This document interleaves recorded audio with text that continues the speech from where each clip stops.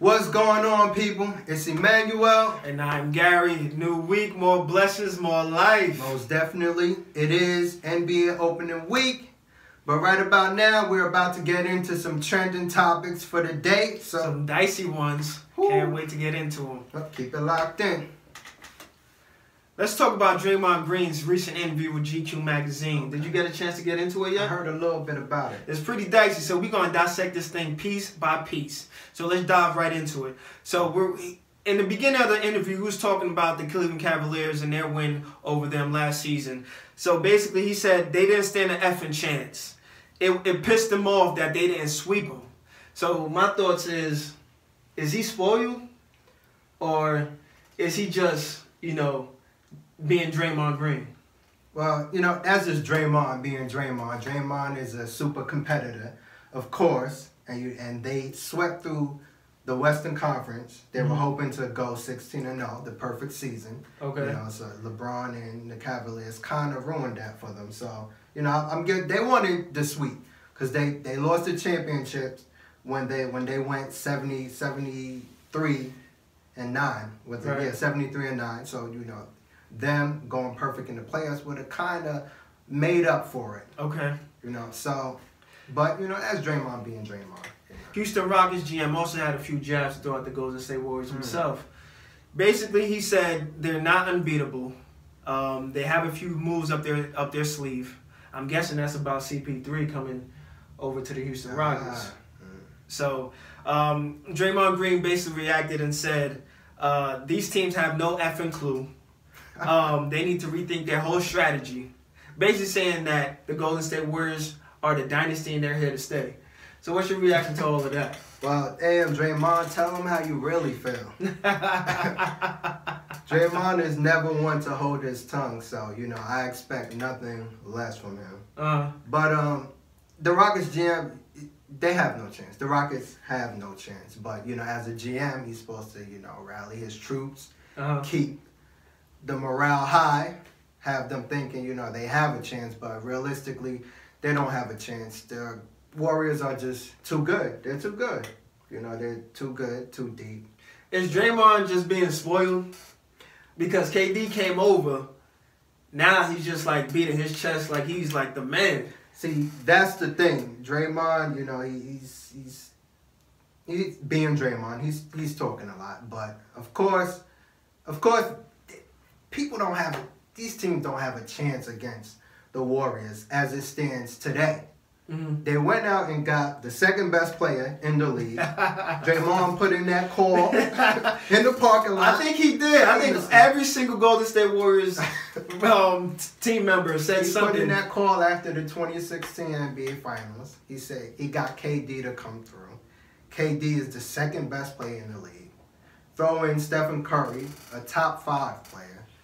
You got Klay Thompson. You have 3 of the top 3 shooters in the league. You got the top 3 shooters in the league, basically, on the same squad. And the 2 best players, they're your 3-point specialists, including Klay also. So at throwing Draymond, throwing Iguodala, they're just too good, and they just mesh well.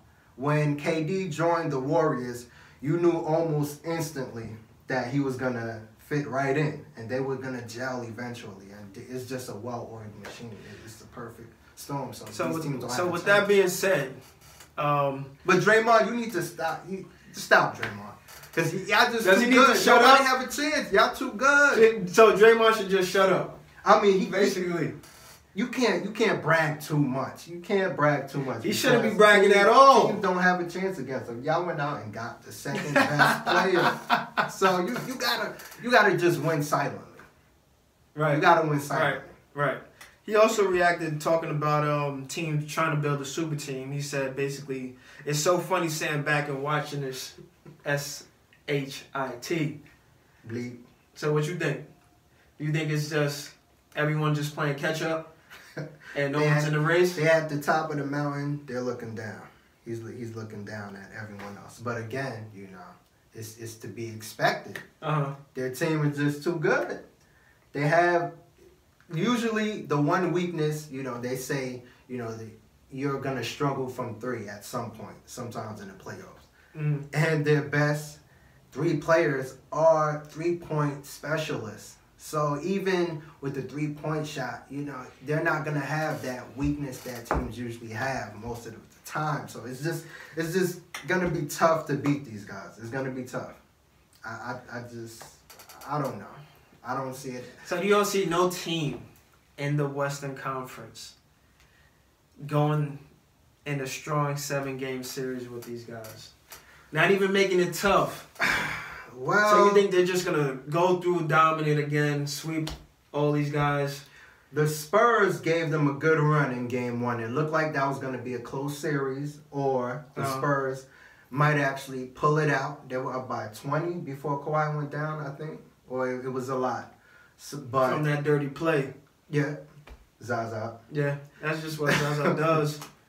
But, again, we don't know what to expect from the San Antonio Spurs this year. And we're hoping that Kawhi is 100% healthy also. So, topic number 2, we're going to jump right into it. Gilbert Arenas, a.k.a. No Chill Gil. That right there, you already know, it's about to be funny or very offensive. But Gilbert Arenas, you are a clown, bro. Basically, Jahlil Okafor is basically unsure of his future with the 76ers.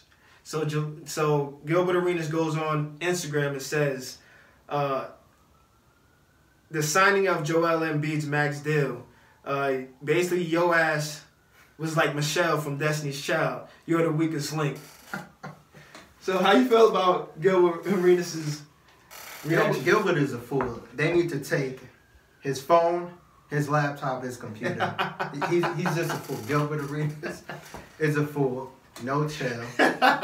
No chill, Gil, man. I guess Okafor, he does not trust the process. Basically,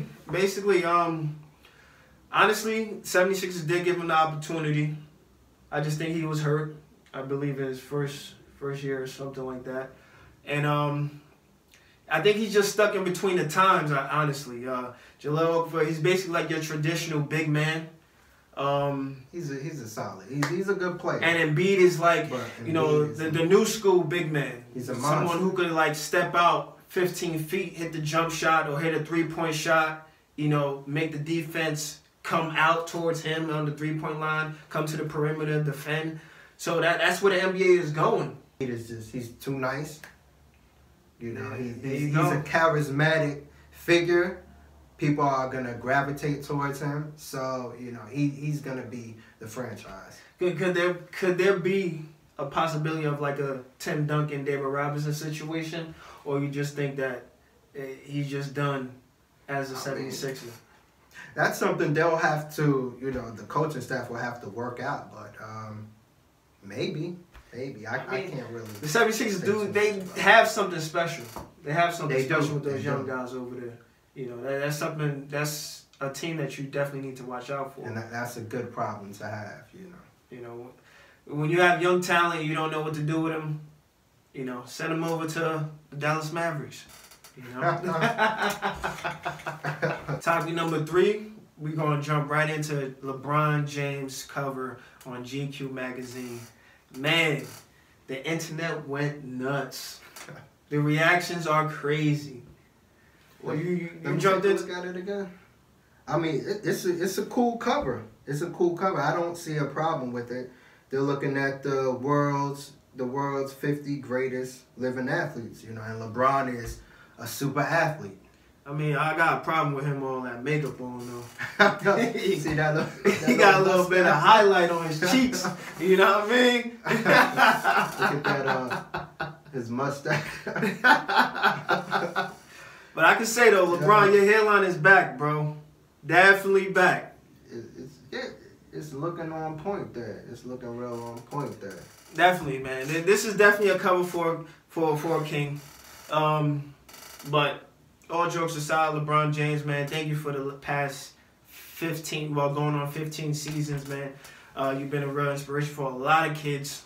But yeah, this covers the truth. I think it really is dope. the truth. It's dope. It's and solid. You can't argue LeBron is one of the greatest, if not the greatest athlete. You know, you have Usain Bolt, of course. But LeBron is one of the greatest athletes, so he fits perfectly on the cover. You know, he's still at the top of his game, 15 dominating. seasons. So who else would you put on the cover in that fashion? He has the little athlete, Olympian crown thing, whatever you want to call it, on his head. I mean, it's a definitely good cover. Congratulations to LeBron James. Kudos to GQ. Awesome job. It's fire. I like it. It's definitely heat. It's definitely heat. But LeBron, man, chill on the makeup, bro. I seen that interview you did with D Wade, and you was clowning him about the makeup. He must have bought that that Fenty, that new Rihanna makeup. Yo, Riri gonna hate you. You better chill. Nah, but it's definitely cool. Definitely cool. Thanks for rocking with us once again. Like, subscribe, do all that good stuff. But peace, love, and we out. Find us on YouTube at Basketball Bicker, Instagram, All that good stuff, all the handles, you know. Peace. Peace.